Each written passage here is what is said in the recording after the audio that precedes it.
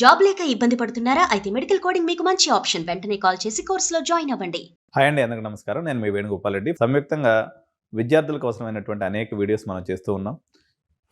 దాదాపు 2 నెలల నుంచి యునైటెడ్ స్టేట్స్ ఆఫ్ అమెరికా యుఎస్ఏలో జరుగుతున్నటువంటి H1B వీసాల ఇష్యూ కొంచెం సద్దుమణిగింది. అట్లా వాళ్ళు ఏదో కొంచెం అటు ఇటు ఉన్నారనగానే ఇప్పుడు మరొక కొత్త ఇష్యూ అక్కడ రావడం జరిగింది. ఈ ఇష్యూ పేరే ఓపీటీ.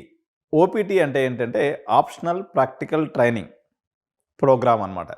సో ఇది ఇంటర్నేషనల్ స్టూడెంట్స్ ఎవరైతే అక్కడ చదువుతుంటారో వాళ్ళకి హెల్ప్ చేయడం కోసము ఈ యొక్క ప్రోగ్రామ్ అనేది నిర్దేశించబడింది అనమాట. సో దీని మీద మాగా మూమెంట్ ఎవరైతే మేక్ అమెరికా గ్రేట్ అగైన్ అని ఎవరైతే మూమెంట్ చేస్తున్నారో వాళ్ళందరూ కూడా వీళ్ళంతా వైట్స్ డొనాల్డ్ ట్రంప్ యొక్క సపోర్టర్స్ అనమాట.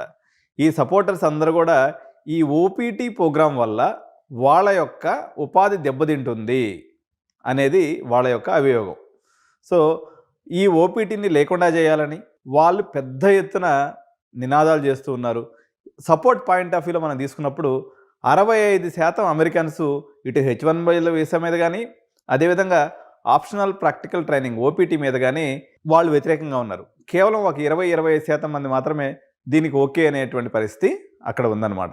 అసలు ఈ ఓపీటీ అంటే ఏంటి అని మనం చూసినప్పుడు మన పిల్లలందరూ కూడా అక్కడ ఎంఎస్ చేయడానికి వెళ్తుంటారు. ప్రధానంగా మన పిల్లలు ఎక్కువగా వెళ్ళేటువంటి కోర్సెస్ ఏదైతే ఉన్నాయో ఇవి మనకి కంప్యూటర్ సైన్స్ కోర్సుల్లో వీళ్ళు ఎక్కువ మంది పిల్లలు వెళ్తూ ఉంటారు అనమాట. వెళ్ళినటువంటి వాళ్ళు కోర్స్ అయిపోయిన తర్వాత వాళ్ళ యొక్క రిలవెన్స్ ఫీల్డ్లో ఎక్స్పీరియన్స్ పొందడం కోసము 1 year పాటు వీళ్ళకి అక్కడ వర్క్ చేసుకునే దానికి పర్మిట్ అనేది ఉంటుందన్నమాట.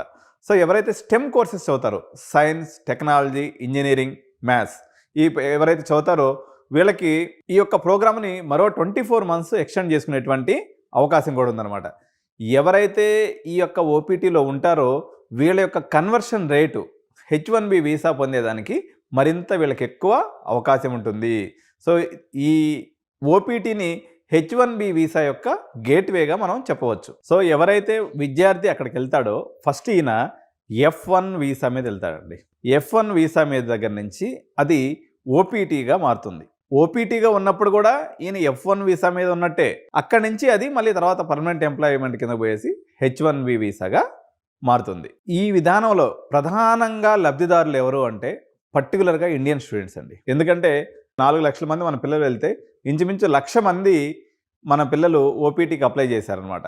సో ఓపీటీకి అప్లై చేసే కమ్యూనిటీలు ప్రధానంగా ఇండియన్ కమ్యూనిటీ, దాని తర్వాత చైనా, దాని తర్వాత కెనడా, బ్రెజిల్ ఈ దేశాల నుంచి వచ్చినటువంటి విద్యార్థులంతా కూడా ఈ యొక్క ఓపీటీ ప్రోగ్రామ్కి పర్టికులర్గా అప్లై చేసుకుంటూ ఉంటారు. తద్వారా వాళ్ళు H1B తీసుకొని అక్కడ సెటిల్ అవ్వడానికి ప్రయత్నం చేస్తూ ఉంటారు అనమాట.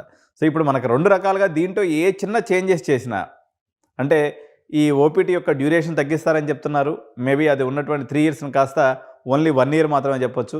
ఒబామా పీరియడ్లో ఇది ఇప్పుడు వచ్చేసి 36 months ఏదైతే ఉందో 29 months ఉండింది. సో అనదర్ 7 months అప్పుడు పెంచడం జరిగింది. సో ఇప్పుడు మళ్ళీ పాత విధానానికి వెళ్తారా లేదా కేవలం 1 సంవత్సరానికే పరిమితం చేస్తారా?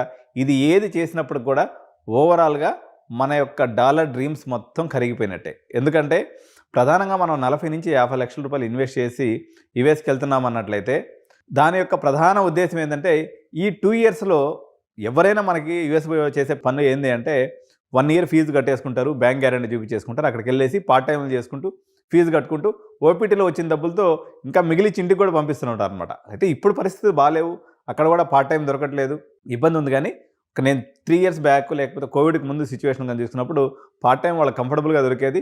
వీక్లీ 20 hours పాటు వీళ్ళు పని చేసుకునే అవకాశం ఉండేది కాబట్టి కంఫర్టబుల్గా వీళ్ళు వర్క్ చేసుకునే వాళ్ళు ఓపీటీలో ఉన్నప్పుడు వీళ్ళు ఫుల్ టైం కూడా వర్క్ చేసుకోవచ్చు అన్నట్టు. సో ఈ మొత్తం ఈ యొక్క వీసాలకు సంబంధించి F1 వీసా అనుకోండి, లేకపోతే ఓపీటీ కానివ్వండి, లేకపోతే H1B వీసాలకు సంబంధించినటువంటి యుఎస్లో దీన్ని ఏదైతే డిపార్ట్మెంట్ చూస్తుందో వీళ్ళని United states citizenship and immigration services అని అంటారు. దీన్నే షార్ట్ ఫామ్లో USCIS అనే పదంతో పిలుస్తారండి. ఇది గుర్తుపెట్టుకోండి, USCIS.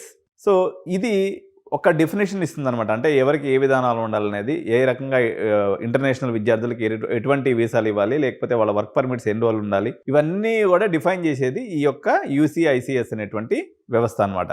సో మీ అందరికీ తెలిసిందే, ఎవరైతే ఫుల్ టైంలో అక్కడ ఎంఎస్కి వెళ్తారో వీళ్ళకనేది ఈ ఓపీటీ అనేది అందుబాటులోకి వచ్చేస్తుంది. ఒక అకాడమిక్ ఇయర్ కానీ ఉన్నట్లయితే వీళ్ళకి ఓపీడీ మీదకి వస్తారు. 2 అకాడమిక్ ఇయర్స్ ఉన్నట్లయితే మొత్తం 3 ఇయర్స్ వీళ్ళకి ఓపీటీ అనేది వచ్చేస్తుంది అనమాట. సో దీంట్లో ఓపీడీలో కూడా 2 రకాలు ఉంటాయండి. ప్రీ కంప్లీషన్ ఓపీడీ అంటే మనము ఎప్పుడైతే కోర్స్ జాయిన్ అవుతామో ఒక 2 ఇయర్స్ కానీ అక్కడ ఉంటాం అనుకోండి. ఈ 2 ఇయర్స్లో వాళ్ళు 20 అవర్స్ పర్ వీక్ ఏదైతే చేస్తారో దీన్ని ప్రీ కంప్లీషన్ ఓపీడీ అంటారు. సో ఎవరైతే కోర్స్ కంప్లీట్ అయిపోయిన తర్వాత ఫుల్ టైం వాళ్ళకి సంబంధించినటువంటి వర్క్లో ఉంటారో దాన్ని పోస్ట్ కంప్లీషన్ ఓపీడీ అని దీన్ని ఈ రకంగా పిలుస్తూ ఉంటారు. సో మొత్తం యూఎస్లో ఉన్నటువంటి ఓపీటీ స్టూడెంట్స్లో ఇండియన్ స్టూడెంట్స్ యొక్క బేసు 30% వరకు ఉంటుందండి. అప్రాక్సిమేట్గా ఎనీ పాయింట్ ఆఫ్ టైం 1,00,000 మంది మన విద్యార్థులు ఈ ఓపీటీలో ఉంటారు. కాబట్టి ఈ ఓపీటీని రద్దు చేయాలని, ఓపీటీని 1 ఇయర్ కుదించాలని చెప్పేసి ఏదైతే మాగా మూమెంట్ వాళ్ళు చేస్తున్నారో ఇది భారతీయ విద్యార్థులు దీనివల్ల చాలా ఇంపాక్ట్ అయ్యే అవకాశం ఉంది. ఇప్పుడు ఇలాంటి డెసిషన్ కెనడా దేశం కూడా ఒకటి తీసుకొని వచ్చింది. ఏదైతే వాళ్ళకి పిఆర్ పర్మనెంట్ రెసిడెన్సీకి ఏదైతే అవసరమైనటువంటి ఎంప్లాయబిలిటీ పాయింట్స్ ఉన్నాయో వాటిని వెత్తేసింది అనమాట. ఎందుకంటే అక్కడ ఎవరైతే జస్టిన్ ట్రూడో సర్కార్ ఉందో వాళ్ళకి నెక్స్ట్ ఇయర్ సెప్టెంబర్లో వాళ్ళకి ఎలక్షన్స్ ఉన్నాయి. ఆ ఎలక్షన్స్ని బేస్ చేసుకొని ఈ యొక్క దాన్ని వాళ్ళకు వచ్చేటువంటి పర్మనెంట్ రెసిడెన్సీకి వచ్చేటువంటి పాయింట్స్ ఏదైతే ఉన్నాయో ఆ పాయింట్స్లో మెజారిటీ ఆఫ్ ది పాయింట్స్ వాళ్ళ ఎంప్లాయ్మెంట్ నుంచి వస్తాయన్నమాట.